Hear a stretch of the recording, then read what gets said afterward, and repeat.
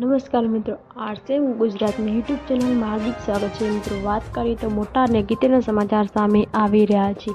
રાજ્યમાં આગામી 3 કલાકમાં અહીં વીજળીના કડાકા સાથે તૂટી પડશે વરસાદ. રાજ્યના હવામાન વિભાગ દ્વારા નાઉકાસ્ટ જાહેર કરવામાં આવ્યું છે. મુજબ આગામી 3 કલાક દરમિયાન રાજ્યના ભાવનગર, અમરેલી, સુરત, તાપી જિલ્લા છૂટાછવાયા વરસાદની આગાહી કરવામાં આવી છે. વીજળીના કડાકા સાથે નવસારી, વલસાડ, નર્મદા, ગીર સોમનાથ, દીવ, દમણ, દાદરા અને નગર હવેલીમાં આગાહી છે. મિત્રો, આગળ જોઈએ તો જ્યારે રાજ્યના જૂનાગઢ, રાજકોટ, બોટાદ, અમદાવાદ, ભરૂચ, ડાંગ, વડોદરા, છોટાઉદેપુર, બનાસકાંઠા, સાબરકાંઠા, ગાંધીનગર, આણંદ, ખેડા, અરવલ્લી, મહીસાગર, દાહોદ, પંચમહાલમાં છૂટાછવાયા વરસાદની આગાહી છે.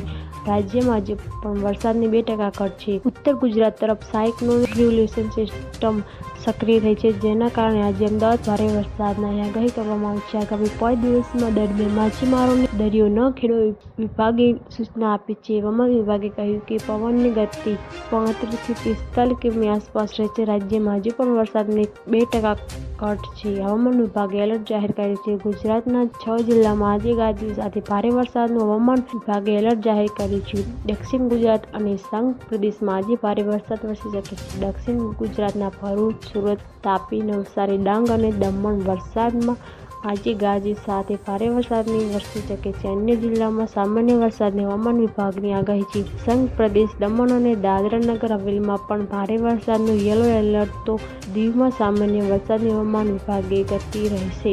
મિત્રો, આગળ જોઈએ તો શુક્રવારે રાજ્યના 128 તાલુકામાં ભારે વરસાદ નોંધાયો છે.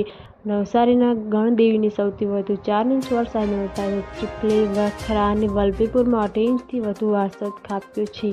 ચોમાસાની સિઝનની અત્યાર સુધીમાં રાજ્યમાં 6.72% વરસાદ વરસી ચૂક્યો છે. સૌથી વધુ સૌરાષ્ટ્રમાં 36.29 તો કચ્છમાં 34.51% વરસાદ વરસી રહ્યો છે. જય હિન્દ.